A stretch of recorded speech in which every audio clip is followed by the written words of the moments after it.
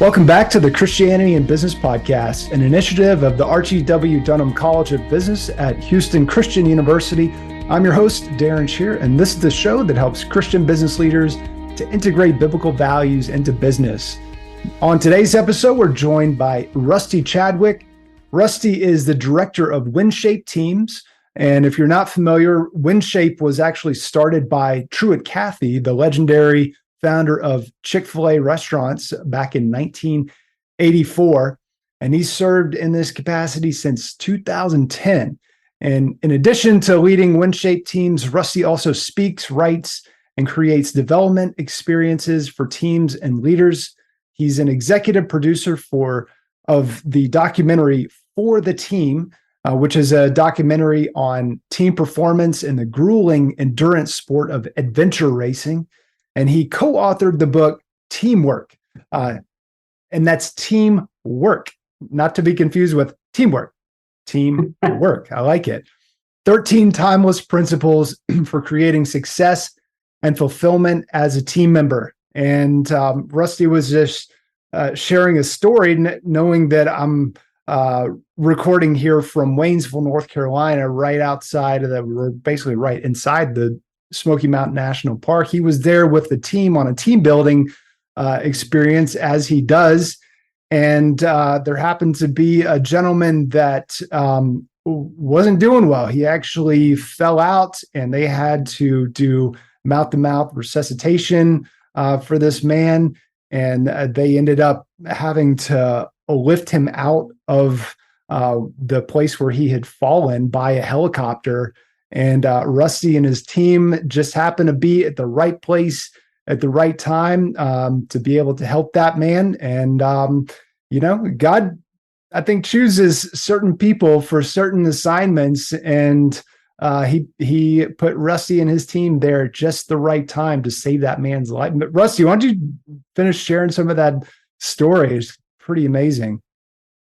Yeah, well, thanks, Darren. And it's great to be here. And thanks for having me. And that was a powerful time. The gentleman's name was Mark, and we just happened to be coming down the trail at the same time he was coming up when he had his accident. And the Lord had providentially, we had people on our team who were gifted in wilderness EMT and wilderness first responder, and so the team was equipped to work with him. And we were with him for a few hours there on the trail, serving him as he was unconscious, and ended up being able to communicate with the Park Service who lifted him out. But it was a really interesting experience. And then we were able to actually meet him later on when he recovered, made a full recovery, meet he and his wife, and WinShape was able to serve them in a marriage context as well to support them. So it was really fun to see God work together to pull that together after what was obviously a tragic moment. So certainly a great, there was a Waynesville connection there.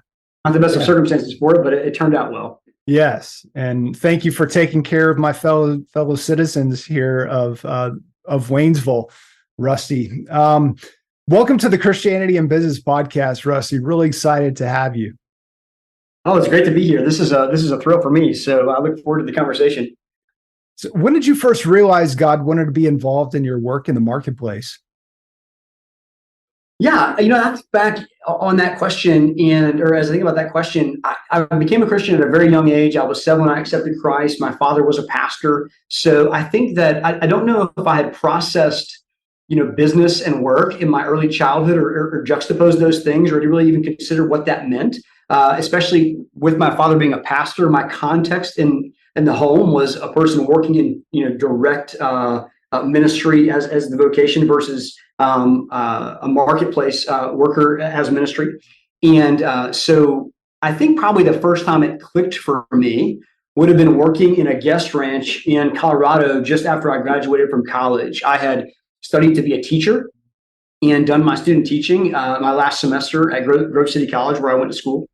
And I felt like it wasn't the time. I wasn't desiring to go be a teacher then. So I went to this guest ranch for the summer. And the guest ranch serves people from all walks of life, but their owners are Christians. And that was a big part of our staff experience. And I remember in that time, a lot of conversation that we had around the phrase, they want us to think about living lives that demand an explanation. And so the way that we went about our work at the ranch as we serve clients from all over, was to engage, of course, with them in conversation, but to begin thinking about how can I do things in such a way that people are going to ask me questions, or they're going to be seeking out. It's interesting that you're scooping the corral in a way that seems like you're not frustrated by that, or the way you're serving your teammates, or the way you're serving us. Tell me more about that. And so I think that was really the beginning of a journey of asking, what does it mean to be someone who works in a profession or a spot where I may not be actively teaching the gospel or actively ministering to people in sort of the ways we naturally think of it, but still serving Christ with that, and doing so in a way that not only aligns with biblical principles, but brings about redemptive work. So, yeah, and be ready to give a reason for the hope that's within you, and people ask that question in many ways. It's not always, what must I do to be saved? It's like you said, why do you do your job like that? Why do you care so much about that customer? Like, why don't you just move on? Why did you? People don't usually respond that kind of a way. Like, these are all people asking for a reason for the hope that's within us, right? Yes. Yeah, sometimes there's a picture that I came across. I'm preparing for a devotion one time that stood out to me. It was a picture of a house, and I think it's a sculpture somewhere, but it's a house, and the house is upside down. And so the roof is on the bottom, and it's the size of a house, and so it's in some place you can walk by and see this thing. And I put it up on the screen to think, and I think about this with work. I feel like a lot of what Jesus has called us to is a little bit to be an upside down house. When someone walks by that, the first they're going to say is, "Huh, that's not normal. Why is that house upside down?" And I think a lot of what Jesus taught was around sort of upside down house moments where people are struck by going, that doesn't seem consistent with what I expect. Tell me more about that. There's got to be a story here. Love your enemies. Okay, wait a minute. That's different. I don't expect that. I expect you to say, yeah, they're getting what's coming to them, or whatever it might be. So, yeah. And so you were challenged from a very formative age to live a life that demands an explanation. I mean, what's the alternative to that?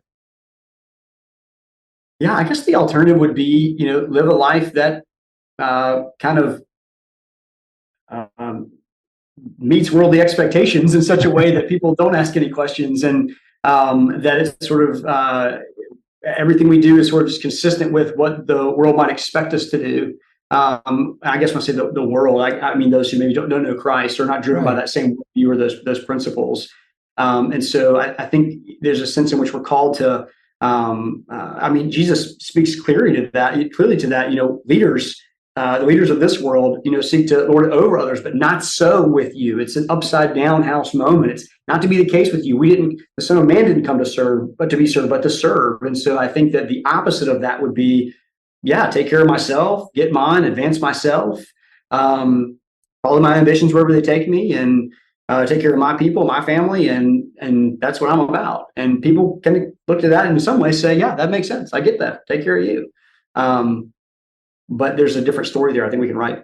Yeah. And that's the pattern of this world that Paul talks about, right? I mean, so don't be conformed to the pattern of this world, but be transformed by the renewing of your mind. And I mean, it's easy to live a life that doesn't demand an explanation because it's going right along with the current, is going right along with the pattern of this world, which is, look out for number one. And, what are some of the symptoms of that show up in the way that people approach teams and working with teams that really has such a detrimental effect? Because this is, all the science behind this, and just the example of you and your team out there on the trails, being at the right place at the right time. You were literally on a team building experience. I mean, this is what you do. Like, what are some of the worldly patterns that really just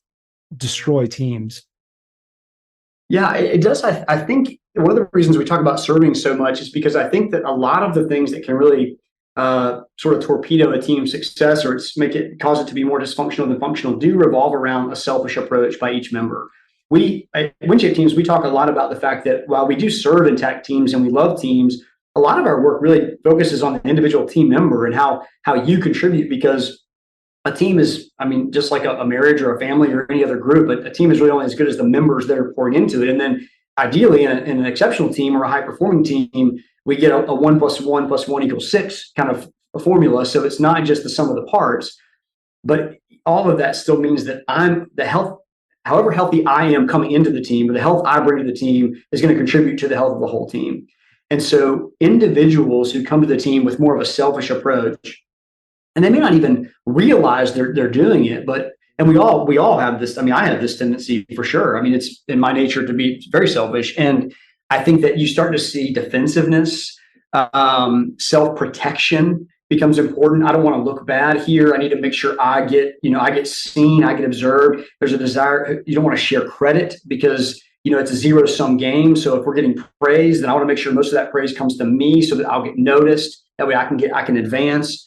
I start to think about my comfort more than others' comfort. And so if you take on that project, I don't have to do it, then that's less work for me. If I'm finished and I want to leave early or be done, then I can do that. And that suits my schedule better, even if the whole team doesn't benefit from that. And so there's a lot of that becomes sort of, trying to hoard resources for myself. It can really play out in how I engage in communication. So, we talk a lot in our programs with team members about, to communicate effectively and be effective as a team, we have to be willing to understand someone else's preferences and then adapt to those. Doesn't mean that we fully expect one another to adapt to us, but I think that, if I know that you're someone who really likes to get to the point, and I come in and share for 30 minutes about my weekend every Monday before I start talking with you about anything that's of direct kind of import to the job, that's frustrating for you. Well, if I can know that and adjust a little bit and say, hey, I'm not going to give that long story because Darren's going to engage better if I can just get right to the point. That's a serving behavior. I'm serving you there. But if I just say, hey, this is me, this is how I do things, deal with it, then when everyone does that, it compounds into a pretty isolating environment that there's no esprit de corps, there's no community. And we all know what that feels like. It's every man for himself. Yeah.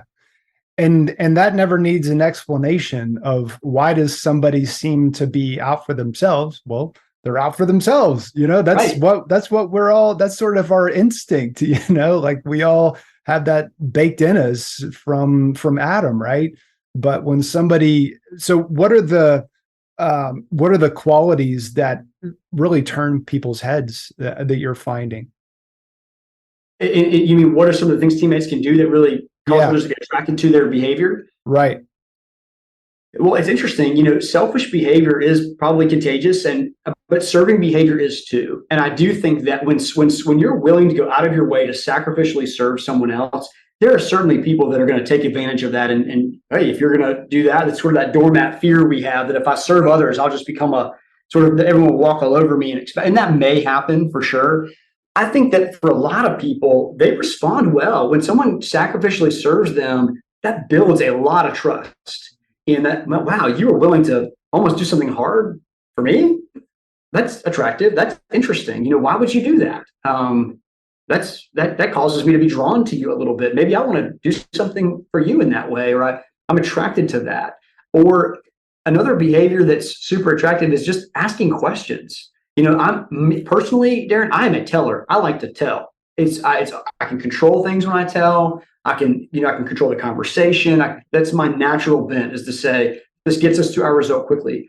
But if I ask you a question, all of a sudden now I'm serving the ultimate goal and serving you. What do you think about this? Or tell me, what are some of the reasons that idea is so important to you? Well, what do you see that idea bringing to the team that makes us better? All of a sudden we're exploring your thoughts, your ideas, and now I feel seen and valued, and that's attractive. I want to be a part of a group like that. So those are a couple of examples. There's a lot more, but that type of thing, you can just see how when it's an others-focused approach, people are drawn in because we all would rather work for a leader or be with teammates who have our best interests at heart. Yeah, love that. What's one of your favorite scriptures related to teamwork? I think that the first one that typically comes to mind for me is from Philippians chapter 2. And this is for business, but also just for teamwork. I think, Philippians chapter 2, verses 3 and 4, do nothing from rivalry or conceit, but in humility count others more significant than yourselves. But each of you look not only to his own interest, but also to the interest of others. And it goes on to talk about how Christ modeled that for us in coming to earth and dying on the cross for us. And certainly we can never serve our teammates to the degree that Christ served us. But I think that when it comes to teamsmanship, which is, I guess, a word that we sort of made up, I kind of thought it existed early on. And then we realized that it made sense: sportsmanship, leadership, teamsmanship, but it's actually not a word. But I guess when you write a book, you can sort of make words up, and it seems to be okay.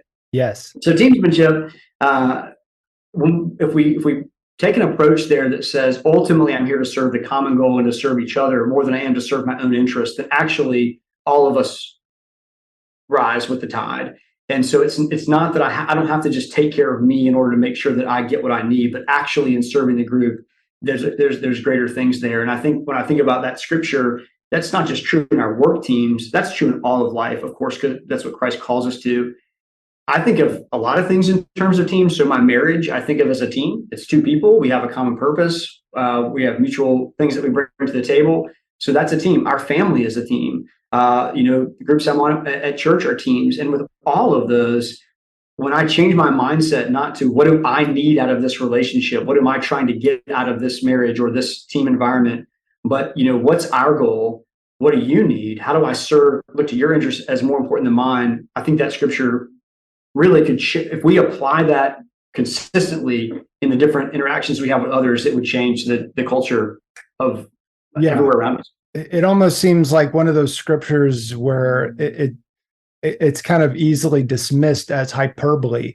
Count others more significant than yourselves. Like that sounds like it's like, okay, I get the spirit of it. Maybe it doesn't actually mean that.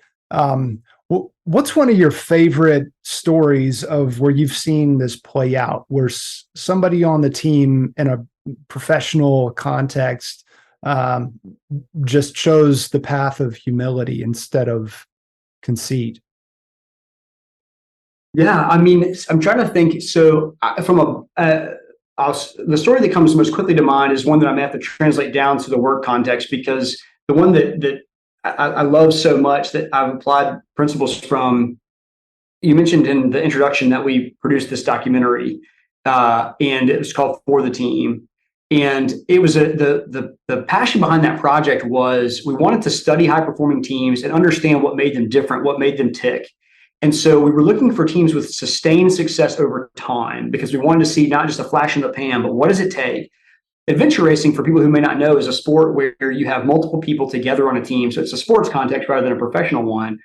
But there's 4 people on a team typically, and the race is at the world championship level. It's typically trekking, biking, and paddling. So it's physical endurance over the course of 4 or 5 days, and maybe hundreds of kilometers in over 100 hours. Maybe the race will take, and you race day and night. So it's a lot of suffering for a team to accomplish this, and you have to stay together the entire race. So that's what adventure racing is as a sport. Use a map and compass to navigate.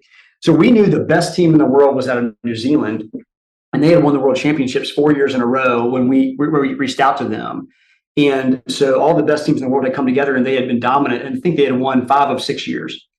And they were gracious to say, yeah, come film us, come tell our story. So we went and filmed them at the 2018 championships on Reunion Island, this island off the coast of Madagascar in the Indian Ocean. And we were filming them during the championships that year, which they won in 117 hours as a team. Interviewed them, we studied them, and then we actually went back to New Zealand to ask them more questions to learn more about them. So to get to your question, what we saw was in real time as we filmed them during the race, things like 24 hours in, they had been trekking for the whole time. The whole first day was a huge hike, and you see one person carrying 2 backpacks. What's the situation? Well, one person was kind of suffering, falling behind a little bit, so they put on a second backpack because that helps us go faster as a team. If I carry your backpack right now, knowing that later on, when I'm struggling, and they referenced this, that was not the first time that had happened. They had been trading gear the whole time. Or when they would transition from a bike race to kayak, someone who finishes getting all their gear together, they don't stop and wait and say, okay, I'm done. We'll leave when everyone's ready. No, it's okay. Let me get your water bottles and fill them up, because then we'll be gone more quickly. We can leave faster. So those types of things were just indicators to us of ways they serve one another specifically. So when I think about a context at work and what we see, it's typically not the case that we're sharing suffering like that, massive endurance athletics. But there are a lot of things that happen where, when we're talking about budget, in a meeting and there's certain dollars to go around, am I asking what resources get me my objectives completed first? Or am I asking what's important to the team? How do we allocate the resources in such a way that our team goals are most likely to be met? When it comes to headcount or staffing, that might be an example. Or, my supervisor approaches I've worked with the same gentleman for 10 years. His name's Russ. We wrote the book together, and he constantly takes the approach of asking me questions, of seeking to get to know me, helping me develop. So that's a serving behavior. He doesn't use me like a resource to get his objectives met. But how does he grow and develop me over time? So, extrapolating those principles from something like a race team to the business context, we see it with team members who are always asking each other, how can I serve you? What can I be doing to help? People that ask questions like, am I currently doing everything I could be doing to make sure this team is getting a good result? Versus, am I doing what I'm supposed to do? And that's a pretty different question, because one is just checking the box of my responsibilities, and one is saying, am I doing everything I can do to get us a good result? And that's true in any business context or even at home. Wow, that's powerful. So it's not just, am I doing what I'm supposed to be doing, but am I doing everything I can be doing to get the team the best result? Man. Yeah. And that quote came from one of the venture racing team members. I asked him directly, what makes a great teammate? And he said, hey, first you've got to be a little selfish. He said, when you first enter a team and you're new, you got to take care of yourself, because if you're not drinking and you're not eating and you're not doing all the things, so I translate that to a work context. If you're not learning the job that you have to do, if you're not understanding the programs you have to do, if you're not doing the things that are directly your responsibilities, that's a problem. So start there. But then he said, you have to ask yourself, am I currently doing everything I can be doing to help this team get a good result? And that's where you saw things like filling water bottles and carrying backpacks. And that's when, in a business context, we have to ask ourselves that same question and then act on what we see. Yeah. Well, one of the things your team shared with me is that a recent New York Times report revealed that 22.3% of workers around the age of 20 left their jobs after a year or less. 83% of employed Gen Z are now referred to as perpetual job hoppers. And a new report from Resume Lab, and hashtag job hopping is even trending on TikTok with 74.8 million views. How does this play in, this issue of the path of conceit versus the path of humility, play into what's driving these statistics? Yes. Wow. It's funny, when I saw the statistics too, I had to get it. I don't use TikTok. So I was like, what does it mean to be trending on TikTok? I was not one that I was used to. I think that there could be a sense in which people are, if someone is just trying to get the most they can out of an organization and moving, sometimes you hear that those statistics are coming from people who are saying, I can increase my salary very quickly by jumping jobs, in a short amount of time if someone recruits me for a higher paying job. So you could see some of that playing out. I almost think that what those statistics tell me about the idea of serving or being selfish is that as leaders and organizations, what we need to be thinking about is, how do we create environments where people want to stay? How do we create environments where people want to stay? And that, I think, comes down to creating a place where people do feel it's not a place where everyone's looking out for number one, but this is a place where they're looking out for you and you're looking out for them. And so when you think about, you read some of the stats on what drives people to look for new opportunities, it's things like they feel there's a lack of professional development. They feel stuck in the job. Sometimes it is the salary feels like it's stagnated, or there's a toxic work environment. All of those things are super important. Even more so than salary, you'll see people put meaningful work. You'll see them put a healthy work-life balance.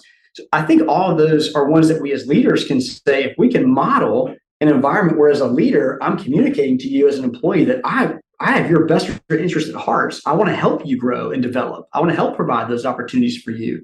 I'm committed to creating a team environment where we prioritize serving others, which means that's like with our team at WinShape Teams, we have sort of a mantra. After we made that film, our team kind of organically started using a hashtag with each other for the team. And it was this thing we said, hey, if you want to work here, we're about being for the team. That's just who we are. So if you don't want to do that, you shouldn't work here.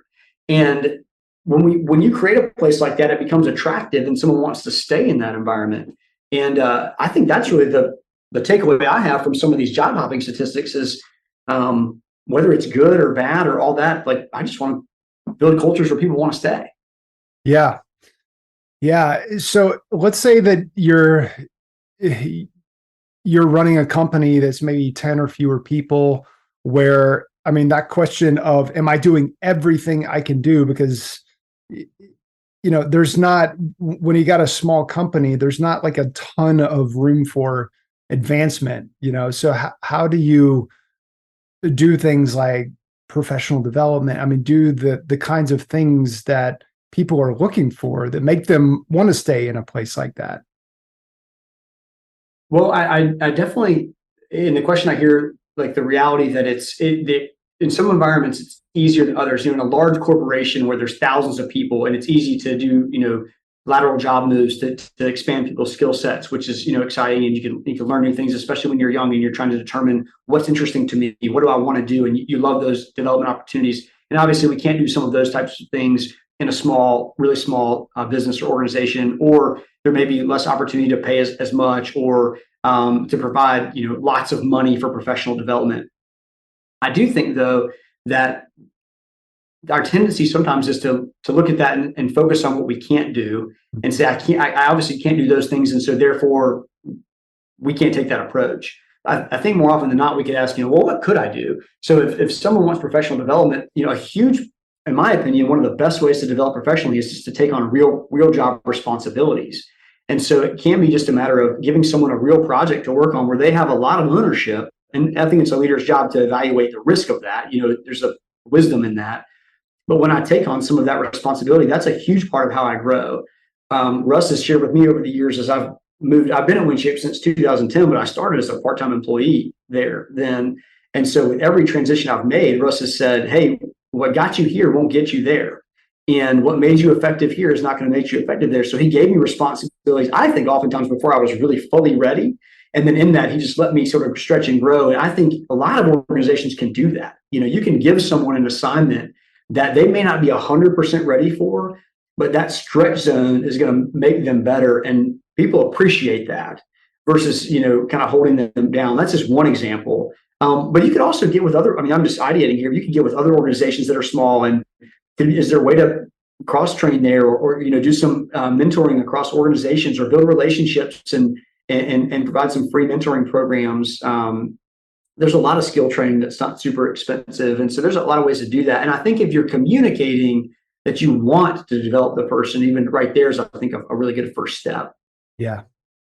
And how are you guys helping to cultivate stronger teams through WinShape teams? And tell us about kind of WinShape and I was asking you earlier, is WinShape affiliated with Chick-fil-A, but it's the same founder, Truett Cathy, but two separate entities?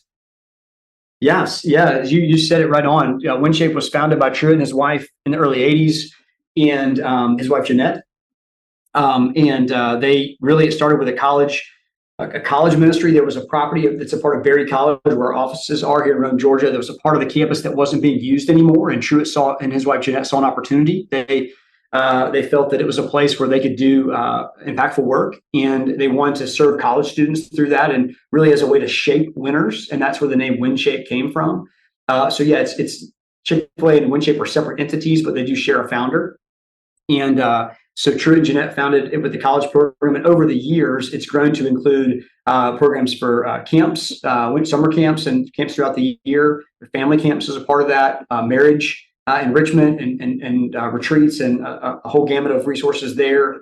Foster homes, foster care, and then WinShape team specifically. We started in 1991 as a part of the WinShape, and we've evolved over the years, but we currently serve team members, leaders, and teams through three primary ways. And those are team retreats. So that is, individual, say that 10-person team that says, hey, we'd like to get away from the day-to-day and work on our team, develop our team. And so we work with them to provide a tailored experience that, usually is multi-day, but sometimes just a day that goes through content. And really our approach is experiential. So we believe a person has an experience, and through that experience, they have some sort of revelation.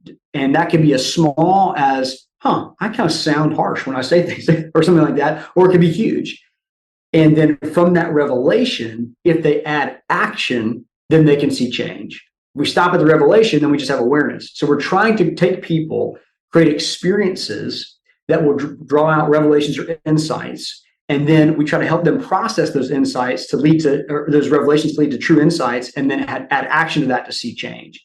And so all of our programs are really a blend of meaningful content and engaging experiences that help make it stick. So team retreats is one way. Leadership retreats are open enrollment leadership events. So it's happening already. You can sign up and come be a part of that. And those are experiential as well. And then we also do one-on-one and group coaching for individuals. That is kind of a way to say the catalytic experiences are really valuable. But if we can pair that with something like a longer-term coaching relationship, it's easier to see really transformational impact as I process all of these things in real time.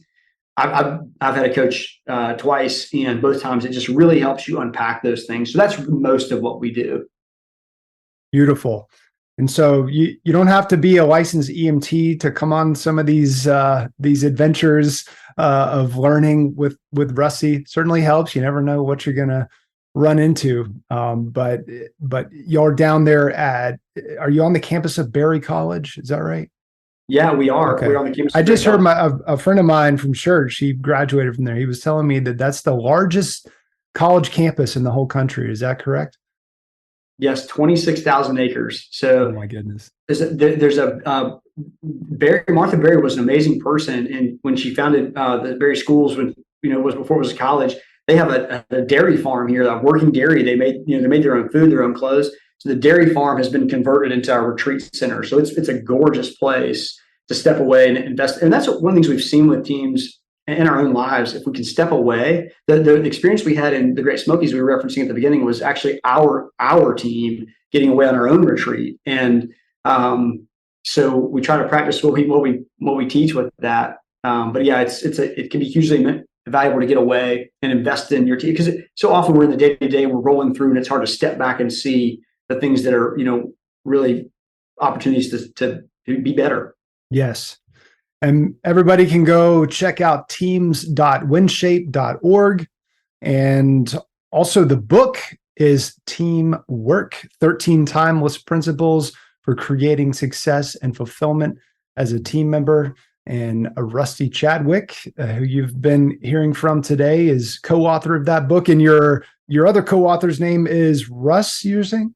Yeah, very confusing. Yeah, Russ Surratt. He's been my boss for 10 years. So I've learned a lot from him. Beautiful. Anything else you want to say about how people can connect with what you guys are doing? No, you nailed it. The website there is great. The book's a very accessible resource people can use. It's kind of got some instructions in there if you want to do a team book study around that. Sometimes it can be valuable just to have a tool to facilitate some conversation. So that's a great resource as well. But the website has all the rest. All right. We'll have those links in the show notes. Rusty, thank you for taking some time out to share with our audience today and help us grow and help shape some winners here today. Of course. Yeah. Thanks for having me. It's a pleasure to talk about it. We hope you've enjoyed this episode. And if so, we would greatly appreciate it if you'd leave us a quick rating and review for the Christianity and Business podcast on iTunes. You can get more information about HCU's Center for Christianity and Business and sign up to receive free access to all issues of the Christian Business Review Journal by visiting our website at christianityandbusiness.com. Thanks for listening, and remember to keep integrating biblical values into your business.